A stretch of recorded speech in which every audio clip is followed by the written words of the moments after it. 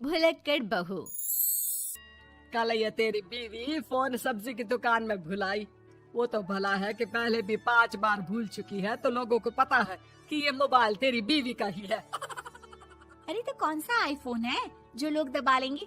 2 कौड़ी का फोन है, न लाइट चलती है न आवाज आती है। बस नाम का फोन है, ये नाम का। अरे नाम के फोन पर तू घंटों पंचायत करती है, न जाने क्या काम होता है। अरे कौन से शहर बाजार में तू काम करती है? बहू सास से जीत तो सकती नहीं थी, वहीं से चली जाती है। लेकिन हाँ, भूलने की आदत उसकी अब भी रहती है। सुनो, नहाने जा रहा हूँ, ऑफिस के लिए देर हो रही है, तो जरा ये शर्ट प्रेस कर देना। और हाँ प्लीज, और कोई शर्ट धुली नहीं है तो थोड़ा ध्यान से करना, ठीक है? अरे हाँ पता है, हर बात पर सिखाया मत कीजिए। इस घर में शादी करके तो ऐसा लग रहा है कि सामान्य ज्ञान की क्लास ही चलती रहती है। हर वक्त परेशान करके रख दिया है। पति नहाने जाता है और बीवी लग जाती है पति की शर्ट प्रेस करने कि तभी बाहर से आवाज आती है, कोई गरीब साधु को रोटी दे दे।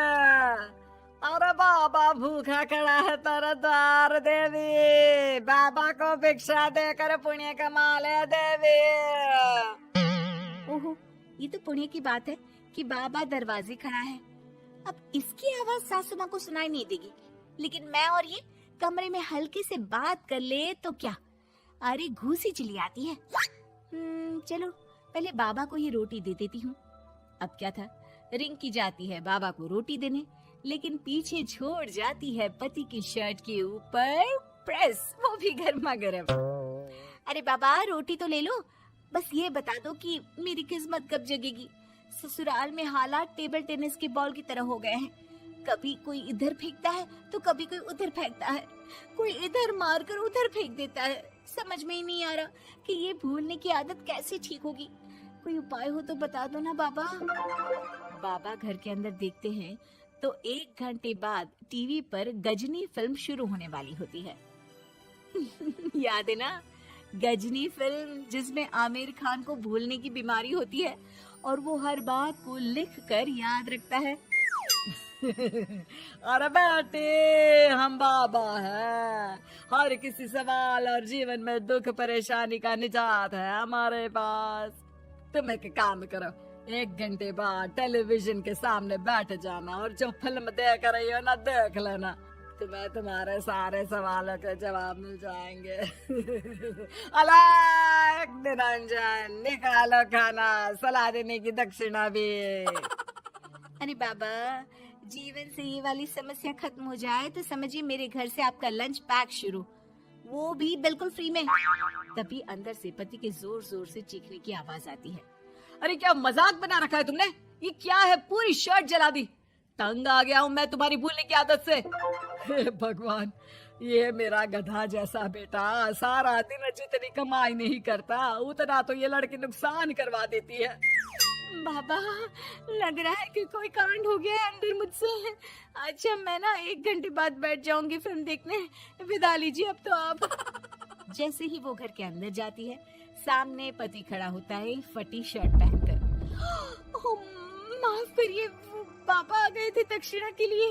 अब कर्म और धर्म का लेखा जोखा भी तो संभालना है ना जीवन में, तभी तो चली गई थी उन्हें रोटी देने। वैसे खुशी की बात है, बाबा ने कहा है कि 1 घंटे बाद टीवी देखना, और टीवी देखते ही मेरी ये बीमारी का निजात निकल जाएगा। हाँ हाँ, और जो नुकसान हो गया है यहाँ, वो क्या तेरा जोगी बाबा भरेंगे? देखिए प्लीज, शर्ट बदल लीजिए ना। नहीं, आज तो मैं ऐसे ही जाऊंगा, ताकि लोगों को भी पता चले कि कैसी भुलक्कड़ बीवी के साथ निभा रहा हूँ मैं। शुक्र मानो कि छोड़ा नहीं है तुमको। पति की ये बात तो अब रिंकी के तन बदन में लग जाती है। वो सोच लेती है कि अब किसी भी हालत में वो अपनी ये भुलक्कड़पन की बीमारी को खत्म करेगी।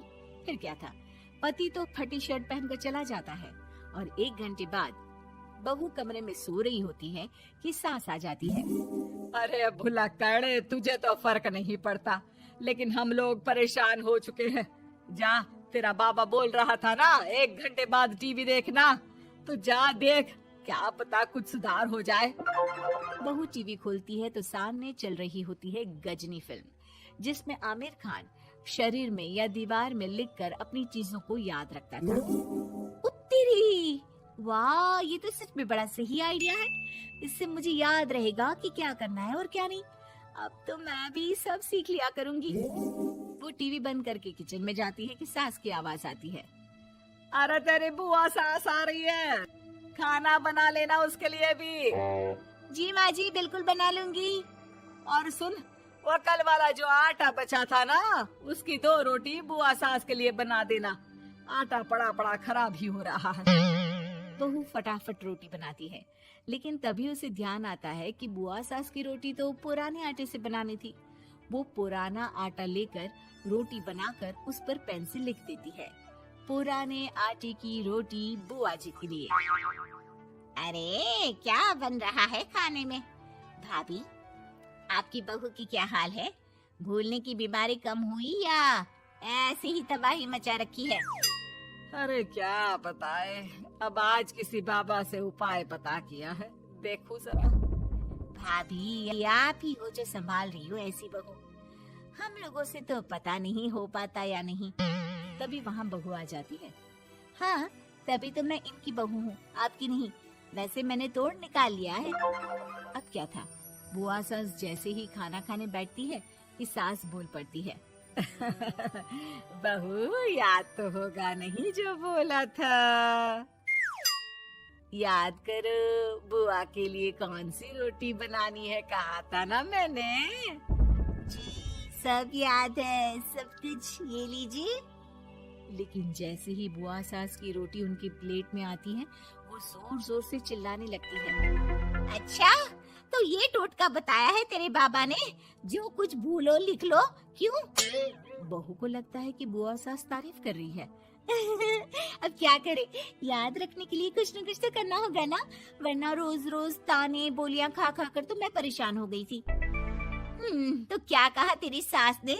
बासी आटे की रोटी बुआ सास के लिए? है? बाबा, अरे हाय, कैसी बात कर रही हो ननद रानी, मैं ऐसा क्यों बोलूंगी? ऐसे आपको कैसे पता चला? क्योंकि तेरी भुलक्कड़ बहू ने ये लिखा है। बहू सबके सामने वो रोटी रख देती है जिसमें लिखा होता है, बुआ सास की रोटी बासी आटे की।